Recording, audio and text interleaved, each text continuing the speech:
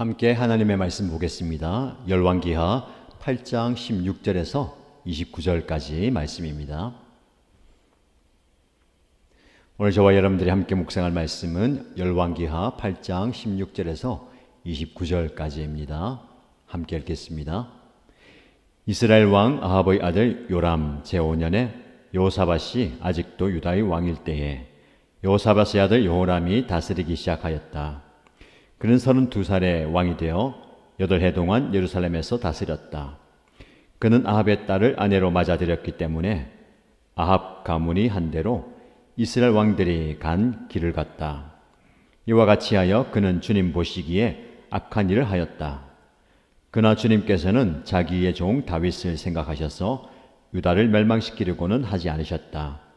주님께서는 이미 다윗과 그의 자손에게서 왕조의 등불이 영원히 꺼지지 않게 하시겠다고 약속하셨기 때문이다.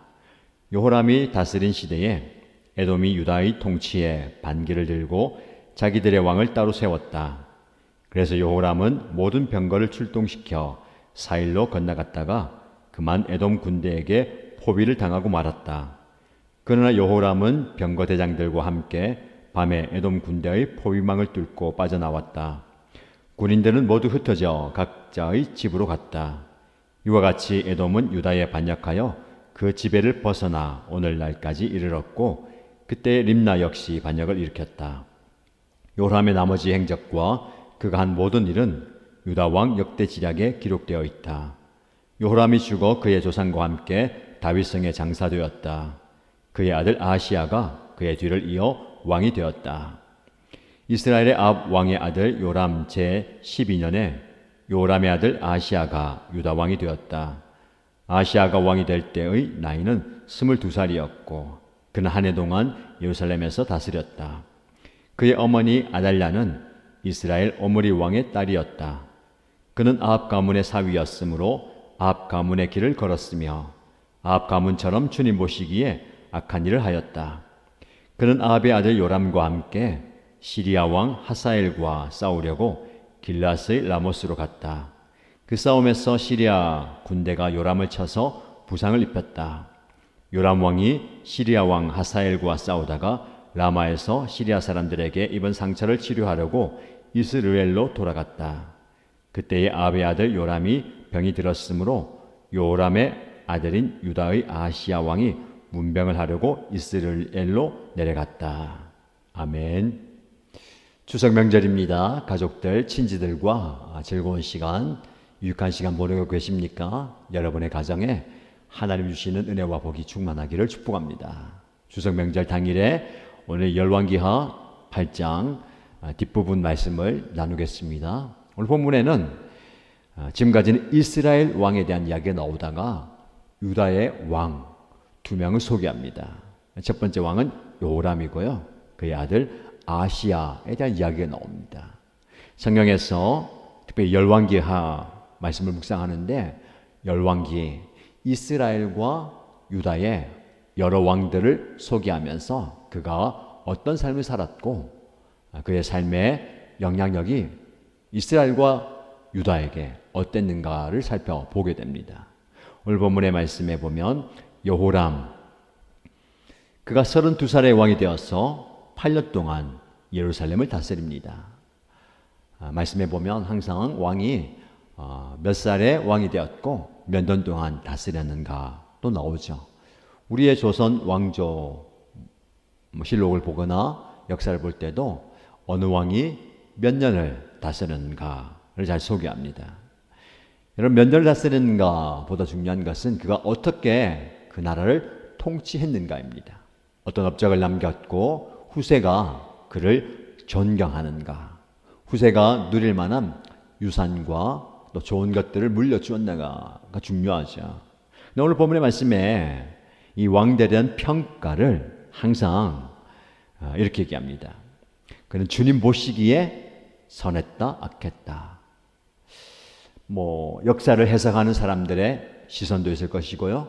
당대 백성들의 또 판단도 있을 것이고 후대에 우리가 판단하는 것도 있을 겁니다. 그러나 한 인생, 한 사람의 삶의 여정을 주님이 판단하셔야 됩니다. 우리의 삶은 항상 하나님 보시기에 어땠는가, 그게 중요합니다. 오늘 본문의 말씀에 나오는 두 왕, 부자간이죠. 요람과 아시야. 공통적으로 그는 주님 보시기에 악한 일을 하였다라고 얘기합니다. 18절 말씀에도 그렇게 나와 있고요.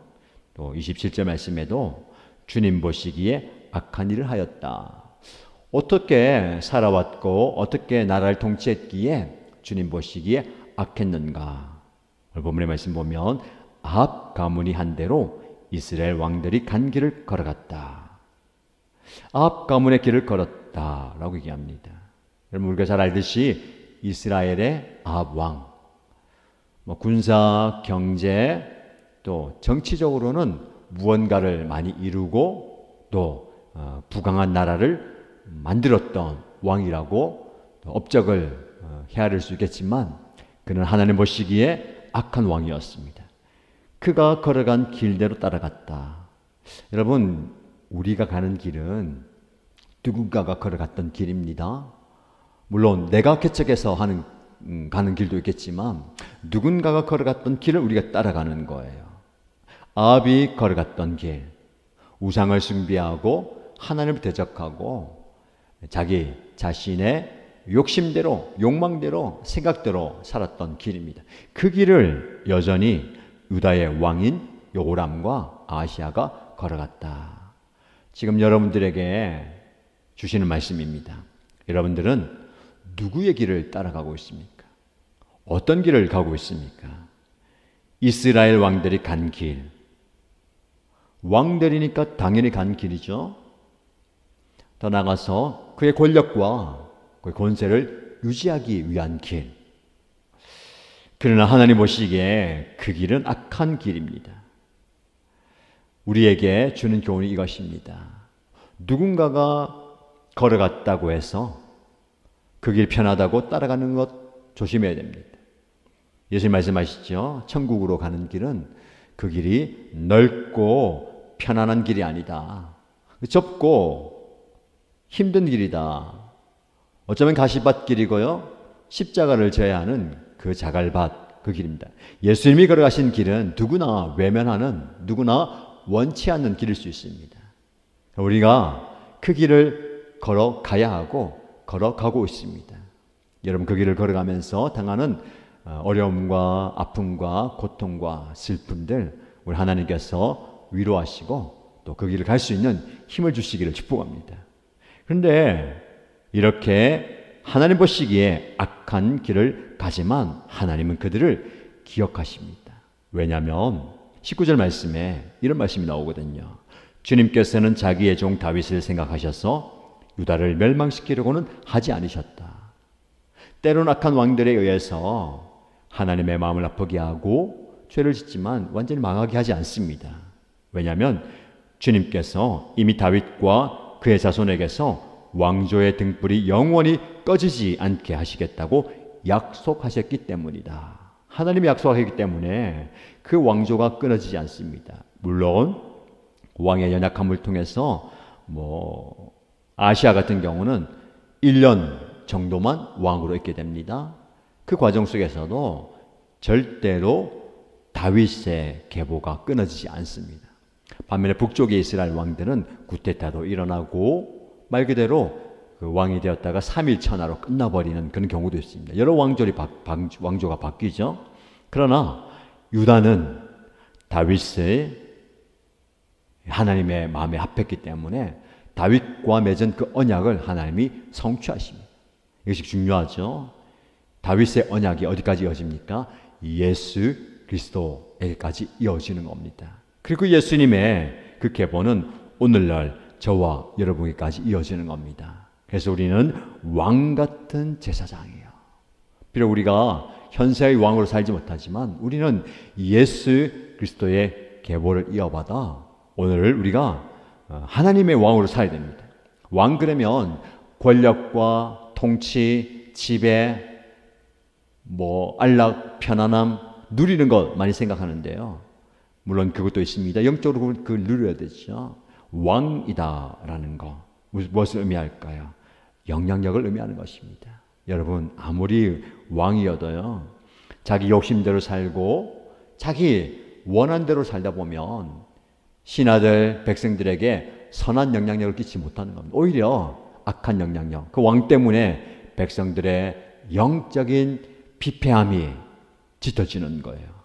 우리가 이 땅에서 왕으로 살아간다는 건 어떤 존재입니까? 하나님께서 우리를 존귀하게 여기시고 하나님께서 우리에게 면류관을 씌워주시고 왕의 의복을 입게 하신다는 거, 신분의 변화예요. 그 신분에 걸맞는 삶을 살아야 되는 겁니다.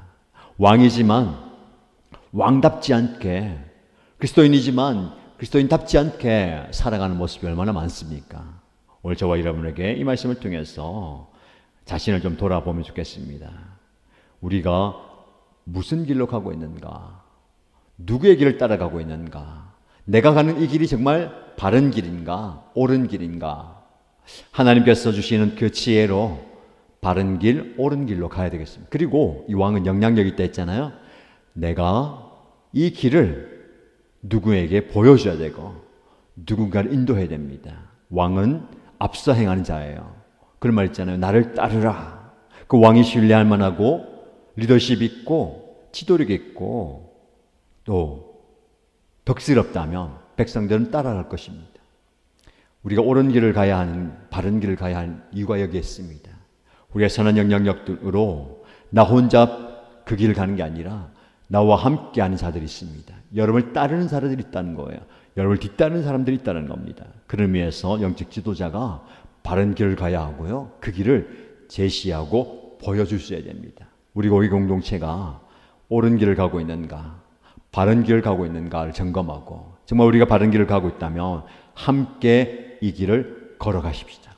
중간에 낙심하지 말고요. 그 길 어려워도 힘들어도 고난 가운데 있다 하더라도 서로에게 격려하면서 위로하면서 힘을 북돋아주면서 이 길을 가십시다. 이 길의 결국에는 하나님의 영광이 드러날 것입니다. 함께 이 길을 걸어가는 복된 저와 여러분 되시기를 주님의 이름으로 축복합니다.